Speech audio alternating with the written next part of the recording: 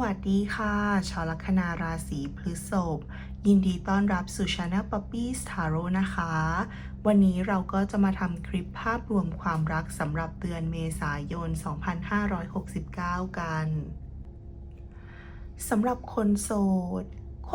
ดค่ะในเดือนนี้เนี่ยมีโอกาสสูงมากๆเลยนะคะที่จะมีความรักเดินเข้ามาในชีวิตของคุณอีกครั้งหนึ่งความรักที่เราพูดถึงนะคะ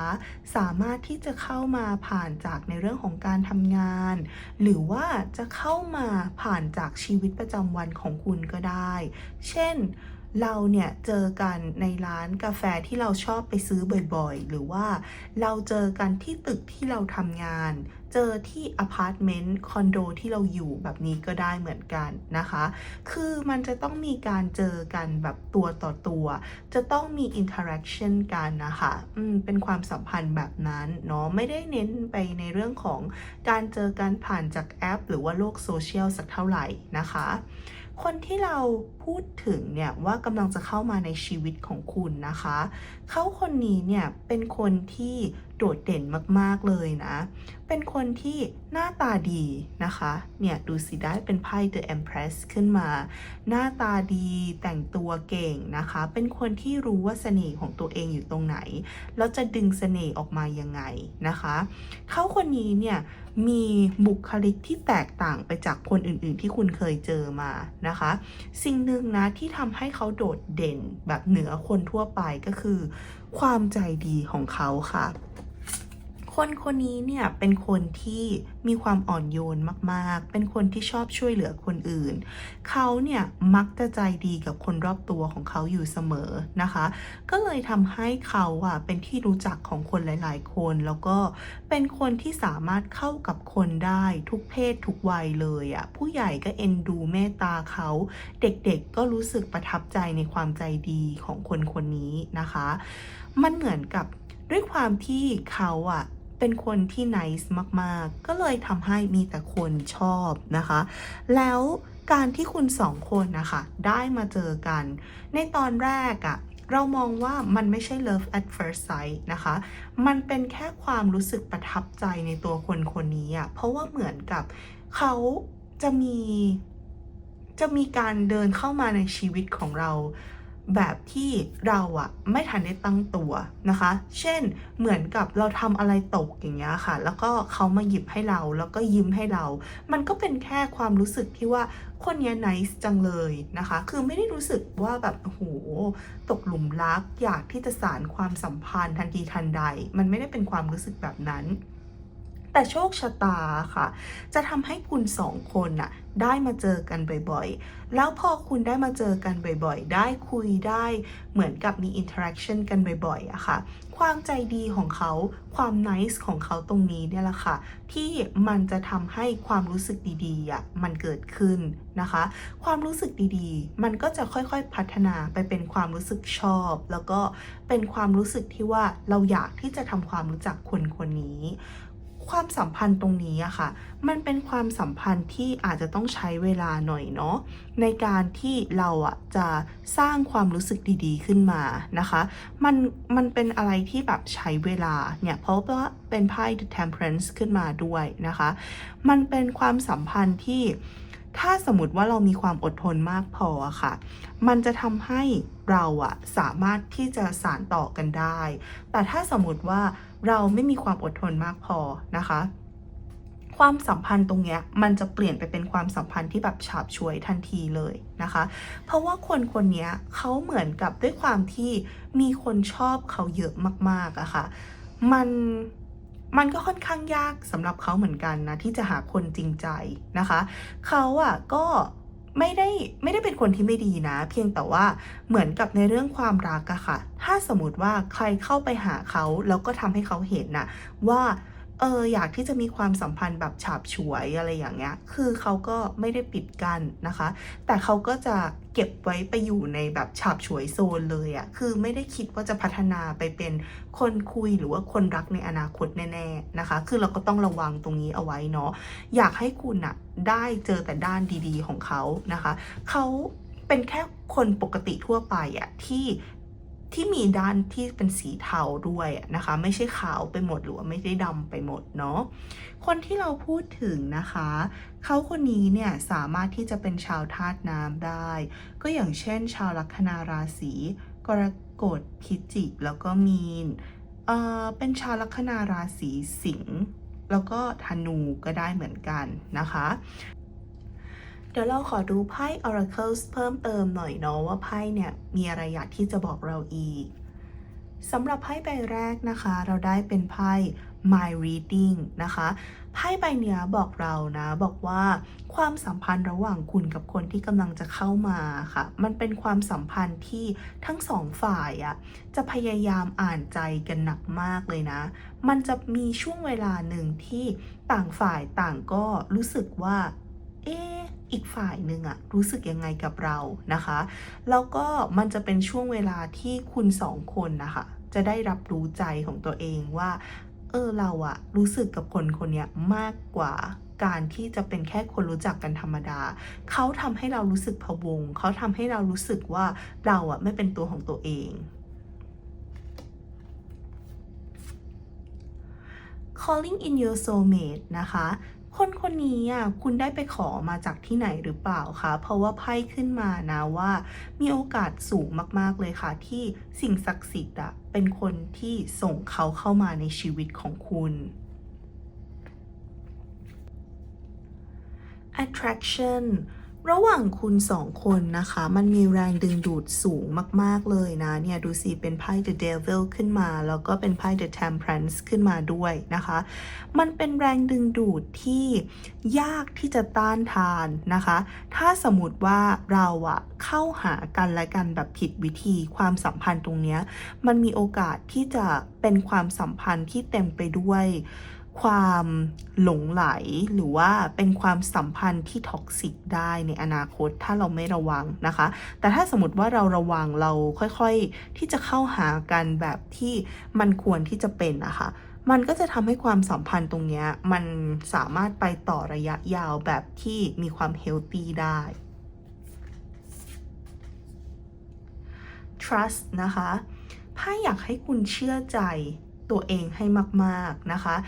สมมุติว่าคุณนะคะรู้สึกว่าคุณชอบคนคนนี้แต่ว่าคุณกลัวว่าคุณไม่ดีมากพอสำหรับเขานะคะไพ่อยากให้คุณพยายามที่จะมองเห็นข้อดีของตัวเองแล้วก็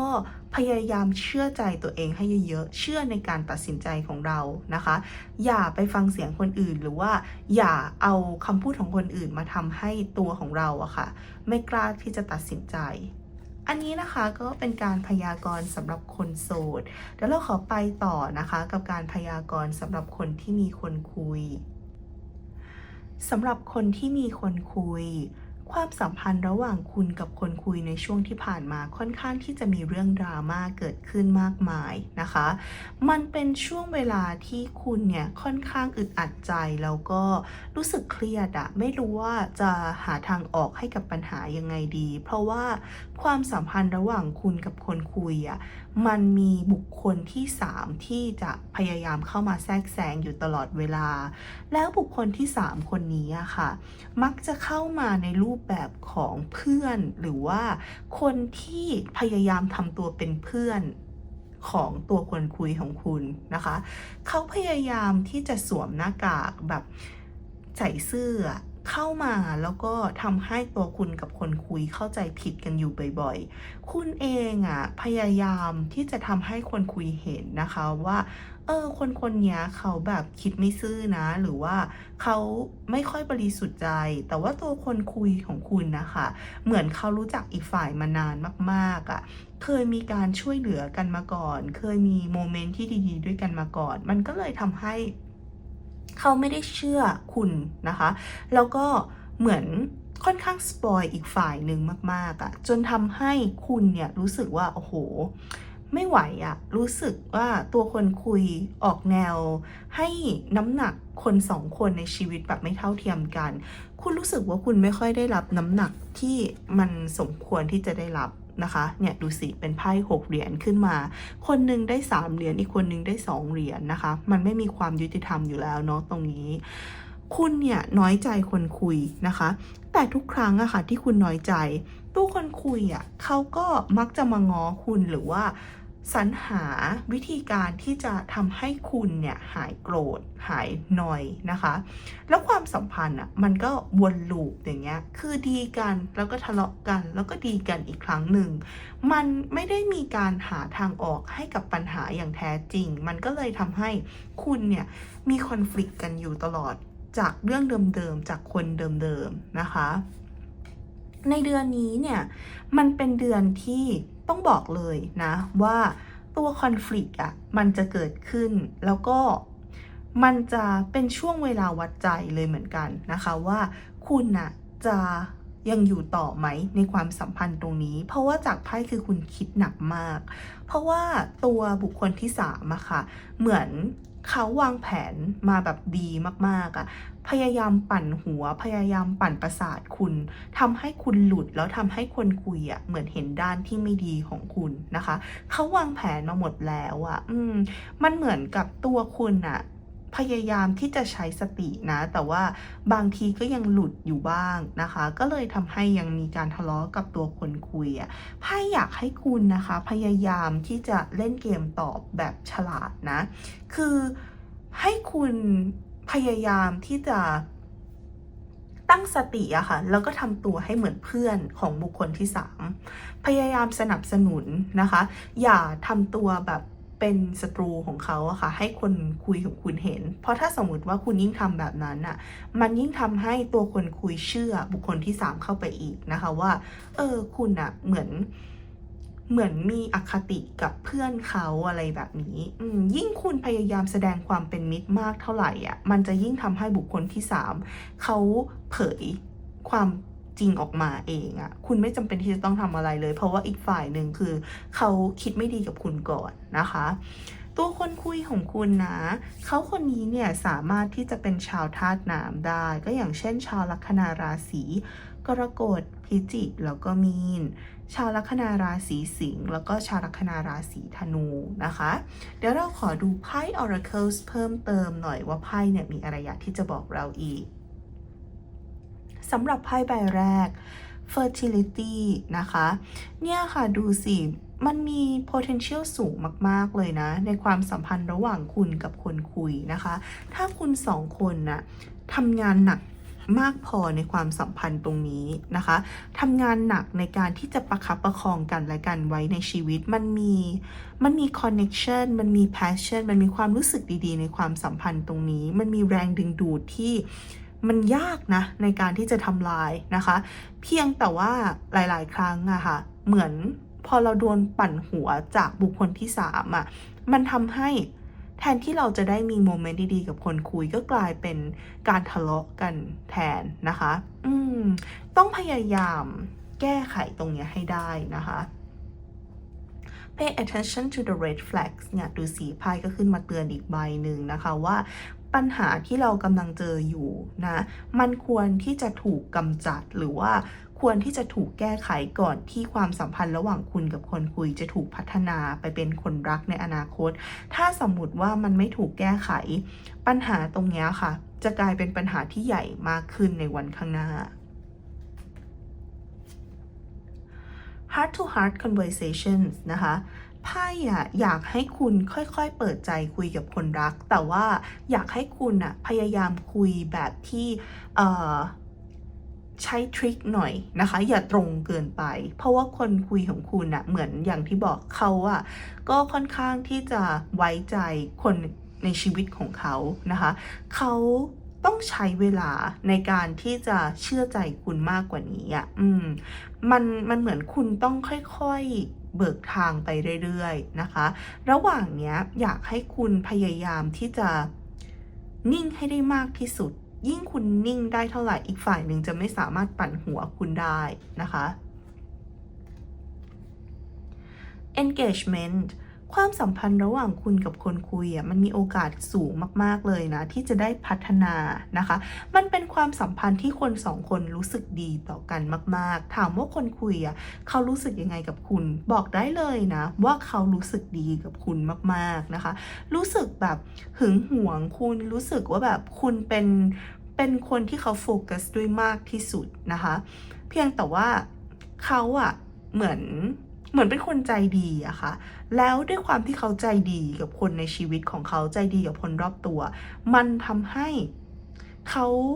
ไม่ทันระวังว่าคนอื่นอะที่เขาคิดว่าดีอาจจะไม่ดีก็ได้แล้วมากระทบกับความสัมพันธ์ระหว่างคุณกับเขาแต่ว่าถ้าสมมติว่าถามว่าคนนี้อยากที่จะไปต่อกับคุณไหมบอกได้เลยนะว่าเขาอยากที่จะไปต่ออยากที่จะคบกับคุณเพราะในสายตาของเขาอะค่ะคุณคือ the empress คุณคือคนที่สำคัญที่สุดเป็นคนที่เขาอะทุ่มเทใจแล้วก็รู้สึกว่าอยากที่จ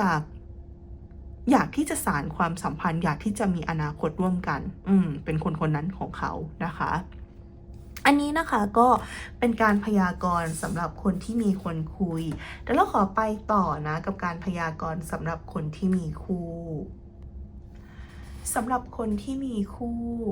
ความสัมพันธ์ระหว่างคุณกับคนรักในช่วงเดือนนี้นะคะจำเป็นที่จะต้องใช้ความอดทนมากๆเลยค่ะมันเป็นช่วงเวลาที่คุณจะได้ไปรับรู้เรื่องราวบางอย่างที่คนรักพยายามที่จะปิดบังจากคุณหรือว่าคนรักเนี่ยได้ไปแอบทำรับหลังคุณเอาไว้ดูสิได้เป็นไพ่7 ดาบนะคะจากไพ่นะมันเป็นเรื่องที่คุณเคยขอคนรักมาก่อนว่าอย่าทำนะคะแล้วคนรักก็เหมือนกับสัญญากับคุณตกลงกับคุณสดิบดีเลยนะว่าเขาจะไม่ทำตามที่คุณขอแต่พอคุณได้ไปรู้นะคะว่าเขาแอบทำรับหลังคุณมันเหมือนกับหัวใจของคุณนะคะมันแตกสลายเลยเป็นไพ่3 ดาบขึ้นมาเนาะคุณรู้สึกว่าความเชื่อใจที่คุณมีให้กับคนรักมันแตกเป็นเสียงๆเลยนะคะเรื่องราวที่เกิดขึ้นมันเกี่ยวข้องกับบุคคลที่3ด้วยนะคะเป็นบุคคลที่มีความผูกพันกับคนรักของคุณบางคนอาจจะเป็นเพื่อนหรือว่าเป็นคนเก่าๆในชีวิตของคนรักที่เคยมีความผูกพันกันมาแล้วเคยมีการช่วยเหลือกันมาก่อนคุณนะคะโอเคนะถ้าจะช่วยเหลือแต่มันก็ต้องมีลิมิตใช่ไหมคะแต่คนรักของคุณด้วยความที่เขาใจดีมากๆเขาโดนถูกเอารัดเอาเปรียบโดยที่ไม่รู้ตัวนะคะคนเก่าๆหรือว่าบุคคลที่3ค่ะพยายามที่จะมา take advantage จากเขาแล้วเขาก็ยอมให้ตัวเองเป็นเหยื่อมาโดยตลอดที่ผ่านมาคุณไม่ได้พูดอะไรมากเพราะว่าคุณคิดว่าก็ไม่เป็นไรช่วยเหลือกันได้ก็ช่วยเหลือกันไปแต่พอวันหนึ่งที่มันหนักเข้าค่ะคุณก็รู้สึกว่ามันไม่แฟร์แล้วคุณก็ได้มีการพูดกับคนรักของคุณไปตรงๆนะคะว่าอย่าทำอย่างนี้อีกได้ไหมอย่าไปช่วยเหลือเลยเพราะว่าคนเหล่านี้เหมือนยิ่งเราช่วยไปมันก็ไม่ได้มีอะไรดีขึ้นยิ่งมาขอหนักขึ้นซึ่งมันเป็นอะไรที่มันจะแก้ไม่ตกอย่างนี้นะไปตลอดถ้าสมมติเราช่วยครั้งหนึ่งแล้วแล้วเขาไม่สามารถที่จะพึ่งพาตัวเองได้นะคะคนรักของคุณเหมือนเขาจะเข้าใจนะเหมือนจะนะคะแต่ก็ไม่ได้เข้าใจอยู่ดีนะคะก็ยังปล่อยให้ตัวเองเป็นเหยื่ออย่างเงี้ยต่อไปคุณรู้สึกหนักใจมากๆกับสถานการณ์ที่เป็นอยู่ถามว่าคุณรักคนรักไหมคุณรักเขามากคุณก็เลยไม่รู้ไงว่าจะทำยังไงเพราะถ้าคุณไม่รักเขาป่านเนี้ยความสัมพันธ์จบลงไปแล้วแต่เพราะคุณรักเขามากมันมีช่วงเวลาที่ดีๆมากกว่าช่วงเวลาที่มันไม่ดีนะคะมันเลยทำให้คุณต้องคิดหนักว่าคุณจะแก้ปัญหายังไงให้ทุกอย่างมันออกมาดีแล้วความสัมพันธ์ระหว่างคุณกับคนรักมันจะไม่กระทบหนักมากนะคะตัวคุณนะคะต้องพยายามใช้ความอ่อนโยนนะในการคุยในการเคลียร์ปัญหากับคนรักคุณจะเข้าไปดุ่มๆแล้วก็เข้าไปแบบวีนใส่เขาอันนี้คือผิดมากๆนะคะคุณเดินเกมผิดเลยถ้าสมมติคุณทำแบบนั้น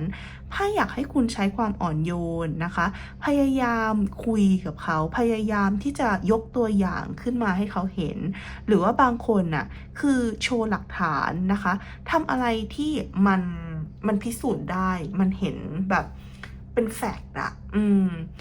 อย่าทำอะไรแบบที่เป็นอารมณ์อย่าปรี๊ดง่ายนะคะในช่วงเนี้ยถ้าเวลาคุณจะคุยกับคนรักของคุณนะคะ